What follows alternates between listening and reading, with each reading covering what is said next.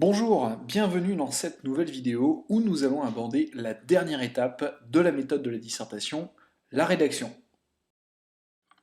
Nous vous proposons d'acquérir 3 compétences à l'issue de cette vidéo: la maîtrise de l'introduction de la dissertation, la maîtrise de son développement et enfin la maîtrise de la conclusion.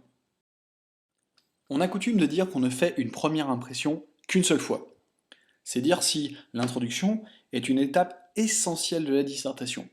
En effet, elle constitue la première impression que le candidat donne à son correcteur. Dès lors, si le correcteur part avec une bonne impression, il aura plutôt tendance à avoir un bon a priori sur le reste de la dissertation, et aura donc tendance à la valoriser. Revenons maintenant à la méthode de l'introduction. Il y a une règle simple à retenir, celle des 3 P.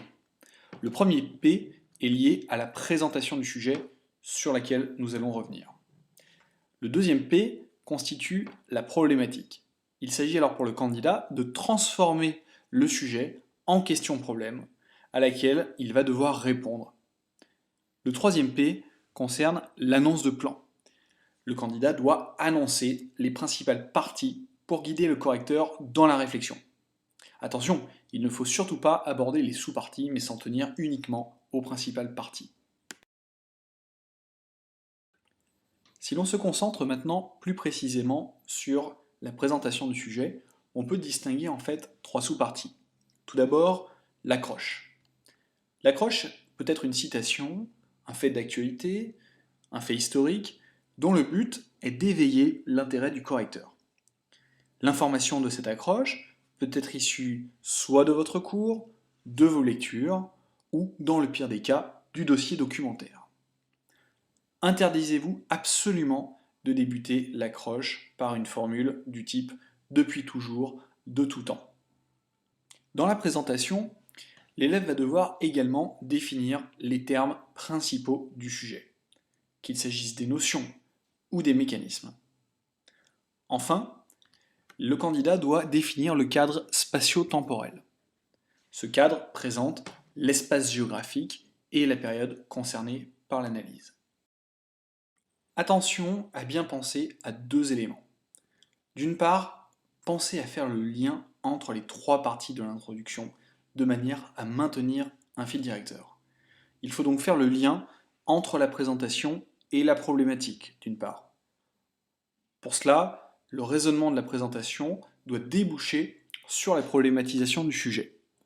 Pensez d'autre part à faire le lien entre la problématique et l'annonce du plan, en montrant en quoi les grandes parties permettent de répondre à la question que pose le sujet. D'autre part, pensez bien à espacer votre introduction en allant à la ligne et en mettant un alinéa au début des 3 parties de l'introduction, à savoir la présentation, la problématique et l'annonce du plan. Maintenant au développement. Je vous propose d'observer la structure complète d'une dissertation qui comporterait, par souci de simplification, 2 parties et 2 sous-parties. Attention, ce plan n'a absolument rien d'obligatoire. On peut très bien imaginer un plan en 3 parties avec 2 sous-parties ou 3 sous-parties.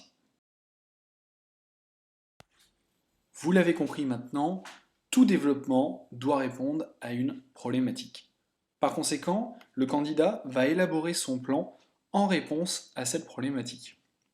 D'une part, le titre de la première partie, c'est-à-dire l'idée principale qui sera développée dans la première partie, va constituer un premier élément de réponse à cette problématique. D'autre part, la deuxième partie va également apporter une autre réponse à cette problématique. Attention, les 2 parties ne doivent pas être coupées l'une de l'autre. Elles doivent en fait être articulées logiquement pour apporter une réponse cohérente et satisfaisante à la dissertation. Ça peut par exemple être une logique de nuance sur la base d'un plan de type oui mais. De la même manière, dans chaque grande partie, il y a des sous-parties qui apportent pour chacune d'entre elles un argument qui vient appuyer l'idée défendue dans la partie. Par exemple, dans le grand 1, le titre du grand A constitue un argument du titre du grand 1. De la même manière, le titre du grand B constitue un autre argument du titre du grand 1. On peut répéter évidemment la même logique pour la deuxième partie. Si maintenant on rentre un peu plus dans le détail de ce plan détaillé, on remarque qu'il y a à l'intérieur des différentes sous-parties des arguments qui viennent appuyer l'idée défendue dans la sous-partie correspondante. Ici, nous avons fait le choix de retenir 2 arguments par sous-partie. Évidemment, ce n'est qu'un exemple. D'autres plans sont tout à fait possibles avec plus ou moins d'arguments dans chaque sous-partie. Ici, nous avons fait le choix également d'exprimer ces arguments par rapport à la méthode AEI. Si l'on applique cette méthode, l'élève doit tout d'abord débuter son argument par une affirmation. Il doit donc, en une ligne ou deux, affirmer l'argument qu'il va développer. Ensuite, il doit expliciter cet argument. Il doit donc l'expliquer, le détailler. Enfin, le candidat doit illustrer son argument. Il doit donc choisir un exemple qui peut être une donnée statistique, le résumé d'une étude sociologique, issue soit du dossier documentaire, soit de ses connaissances.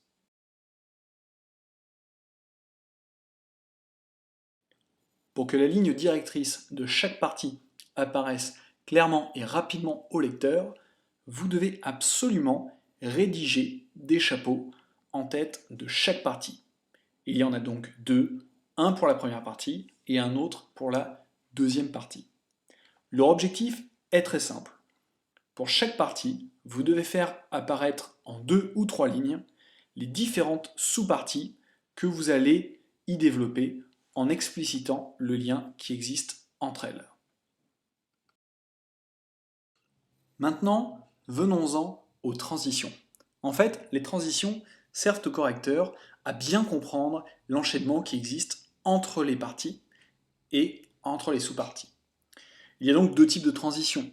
Il y a les transitions qui existent entre les grandes parties, entre le grand 1 et le grand 2, et les transitions qui existent entre les sous-parties, entre le grand A et le grand B. En ce qui concerne les transitions entre les parties, cette transition venant d'apparaître en vert sur votre écran, vous devez bien penser à faire apparaître l'idée principale de la première partie qu'il faut retenir, et celle de la deuxième partie que vous allez présenter en précisant la nature du lien qui existe entre les 2 parties. Le lien entre les 2 parties peut être un lien de nuance, d'opposition, de complémentarité, etc. S'il s'agit d'un lien de nuance, vous pouvez commencer votre transition par le connecteur logique certes, et ensuite vous allez présenter votre première idée de la première partie, et ensuite utiliser le connecteur mais pour introduire en 1 ou 2 lignes la deuxième idée, c'est-à-dire celle de la deuxième partie. C'est la même logique pour les transitions qui existent entre les sous-parties. Vous devez bien faire apparaître l'idée principale de la première sous-partie qu'il faut retenir, et celle de la deuxième sous-partie que vous allez présenter, en précisant là également la nature du lien entre les 2 sous-parties. Terminons cette vidéo par la conclusion. Celle-ci s'organise en 2 temps. Il y a un premier temps de bilan. Ici, on demande au candidat de reprendre le cheminement de son argumentation pour répondre synthétiquement à la problématique. En fait, on lui demande de résumer les principaux arguments qu'il a mobilisés. Nous vous conseillons pour cela de regarder les titres des parties et des sous-parties du plan. Il y a ensuite un temps d'ouverture, qui peut être une question ou une phrase affirmative. L'objectif de cette ouverture est de prolonger la réflexion à une question plus générale. Ce n'est pas facile, car le candidat doit trouver une ouverture qui soit en lien avec le sujet, tout en étant un petit peu différente, et en même temps pas déconnectée du sujet.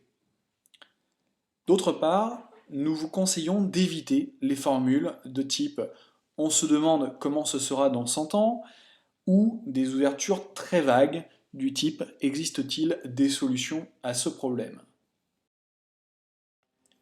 Désormais, vous connaissez la méthode de la dissertation, l'introduction, le développement, la conclusion.